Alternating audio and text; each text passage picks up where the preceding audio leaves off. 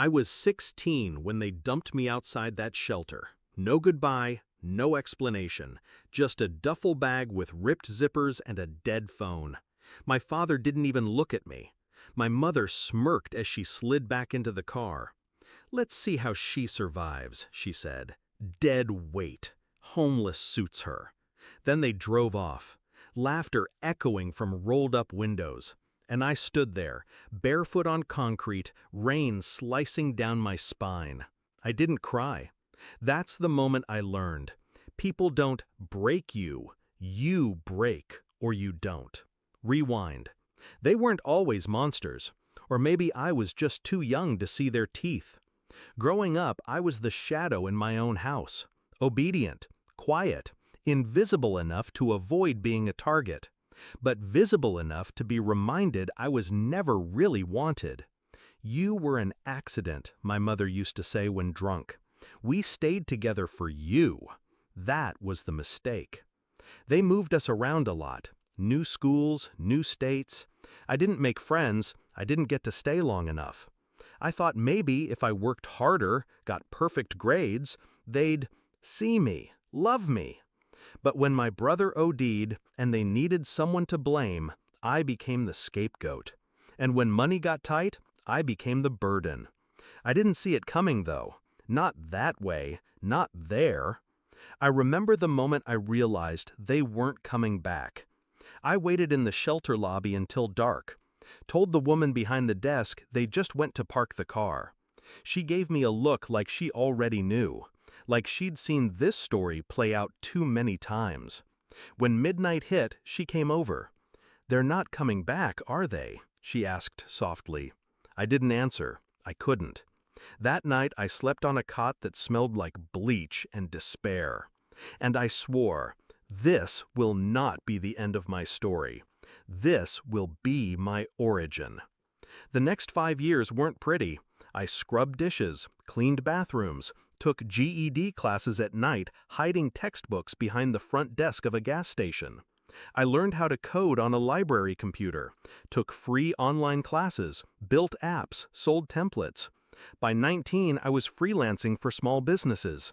20, I launched my first product. 21, I had a team. 22, I bought my first property, in cash. By 23, I wasn't rich. I was untouchable.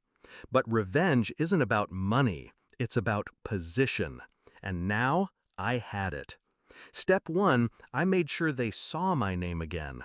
I bought ad space in the town they'd last abandoned me in. Billboards, bus benches. Need a website? Built by Raina Cole.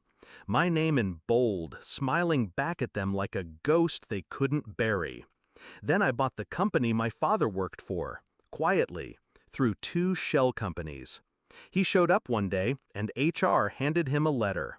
Termination. Reason, restructuring. He called me that night. Somehow he found my number. I answered. "You did this," he said, voice shaking. I didn't say anything, just let the silence burn through him. Then, click. Step 2, my mother.